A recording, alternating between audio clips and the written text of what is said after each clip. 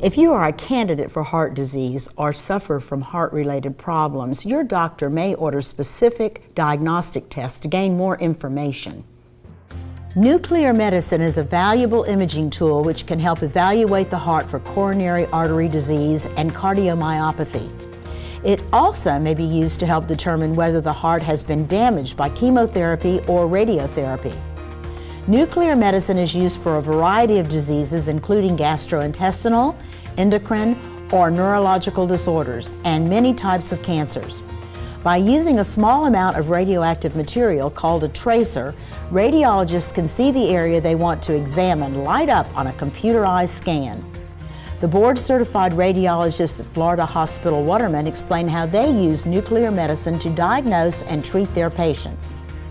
Nuclear medicine is a broad category of imaging. Within nuclear medicine, there are a multitude of things that we could be investigating. The most common scans we do are cardiac imaging to assess the motion of the walls of the heart, to assess the perfusion of the heart through the bloodstream.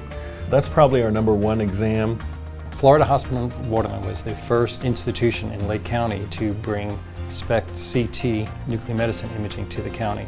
Now what that does is take nuclear medicine scans and you fuse it with a CAT scan so that we can see where the abnormality is. It's not as much anatomy as it is physiology, meaning it's how does the body work. So we do kidney scans to see how the kidneys are functioning and if one kidney is functioning better than another. We do brain scans to see if the brain is functioning properly. We will do lung scans to see if you're breathing properly and if there's any problems with blood flow to the lungs or air going to the lungs. We can do bone scans to see how the bones are reacting, if there's any disease involving the bones. We can do PET scans. PET scans everyone has heard about for cancer, and if there's a cancer, it will light up like a light bulb, and because that is physiology. We fuse it with a CAT scan, and that's the anatomy, so we can actually localize if there's an abnormality exactly where it is in the body. For instance, if the patient has fevers of unknown origin, we may administer a radionuclide that gets taken up by white blood cells. When you are injected with the radionuclide, we can see where in the body the patient has a cluster of white blood cells indicating an infection. So depending on what it is that we are looking for, we tailor the exam to fit the needs of the patient and the requesting physician. There's always a concern about radiation, so our goal is always to use the minimum amount necessary for an exam. Much of the radio tracers are excreted through the urinary tract system.